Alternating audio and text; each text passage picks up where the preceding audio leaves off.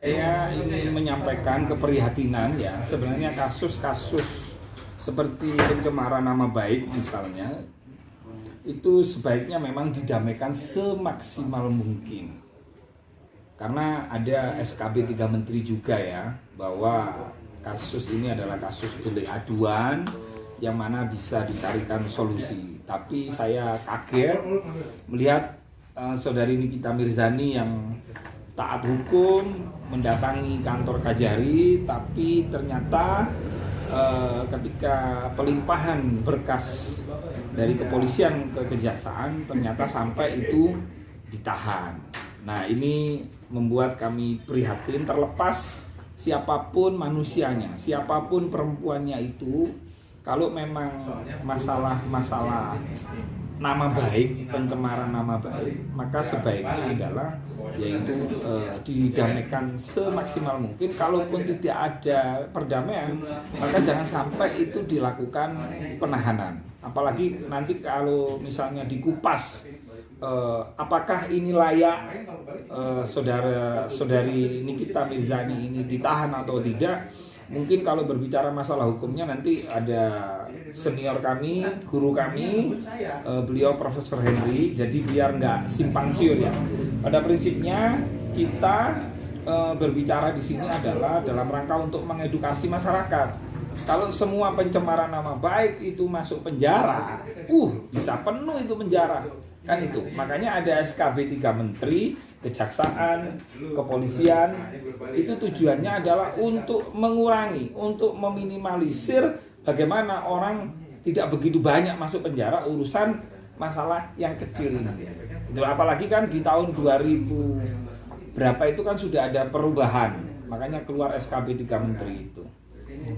Mungkin Profesor boleh dikasih penjelasannya ke masalah SKB tadi, Prof. Prof juga ya yang merumuskan juga, Prof. SKB antara Jaksa Agung, Kapolri, dan Menkominfo itu amanah Presiden.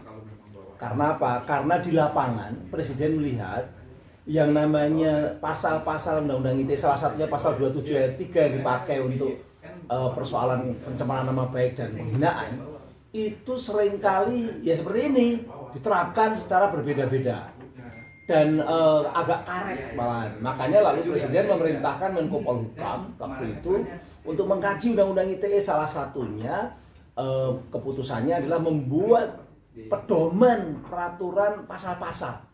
Salah satunya pasal tentang penghinaan dan pencemaran nama baik. Yaitu apa? Satu, harus mengacu pada pemahaman norma sebagaimana yang sudah ada di dalam norma-norma di Undang-Undang ITE sejak tahun 2016. Karena kan ada perubahan tahun 2016. Dari 6 tahun sanksinya menjadi 4 tahun. Kenapa diturunkan oleh pemerintah, oleh negara, oleh DPR? Supaya nggak ada penahanan.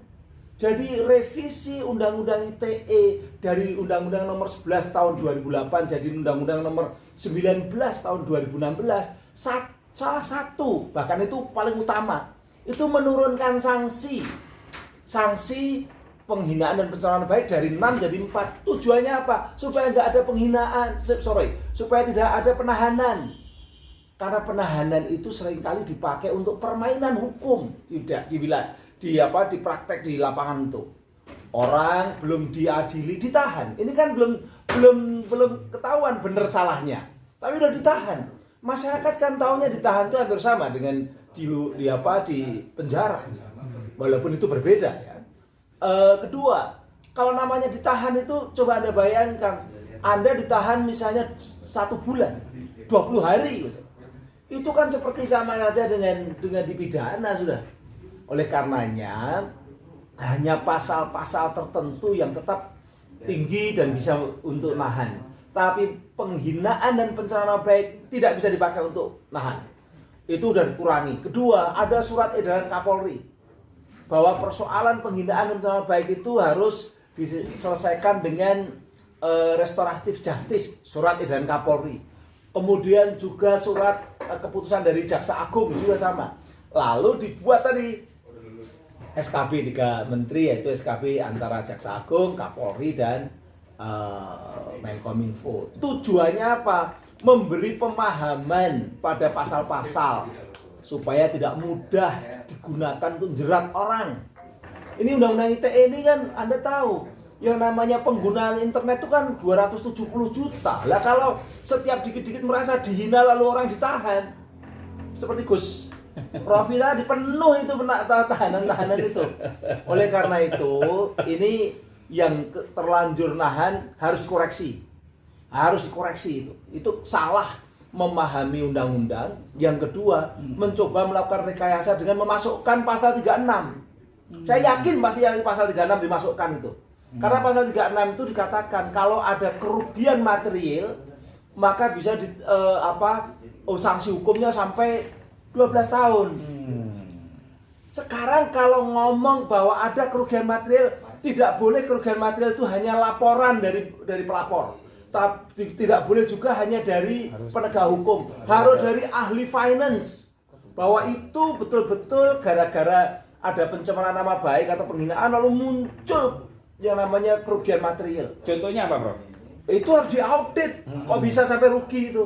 Karena sebenarnya pasal 27 ayat 3 itu tidak bisa dikaitkan dengan pasal 36. Pasal 36 itu untuk pasal 30 sampai 35. Misalnya, kalau ada kayak Biorka kemarin misalnya begitu, nyerang, ngehack suatu kantor penyelenggara sistem elektronik.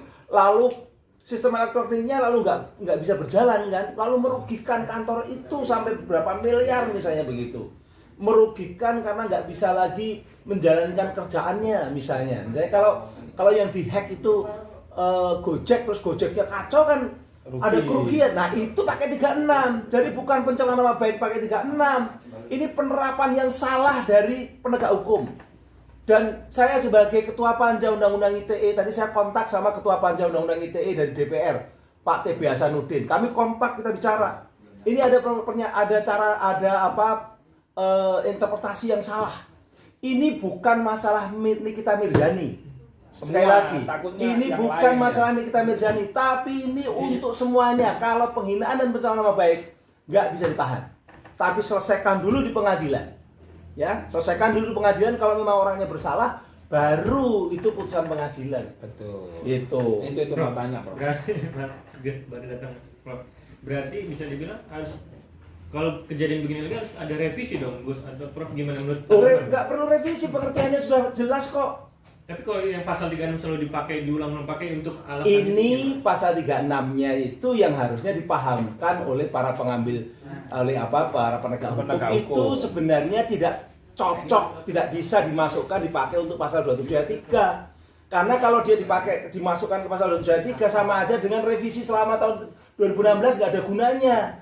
Berarti para penegak hukum itu mengabaikan revisi tahun 2016. Revisi yang dibuat oleh pemerintah, presiden dan DPR diabaikan hanya untuk nahan. Itu yang harus ditegaskan. Berarti ini Nikita Mirzani harus dibebaskan ya, Prof? Harus dibebaskan. Ini bukan untuk Nikita Mirzani, siapapun kalau ada orang dikenakan pasal 27 ayat 3, juntonya pasal 45, gitu kan? Tidak bisa ditahan. Ya, selesaikan dulu sampai inkrah di pengadilan, baru dia keputusan pengadilan yang menentukan, bukan kejaksaan, bukan kepolisian.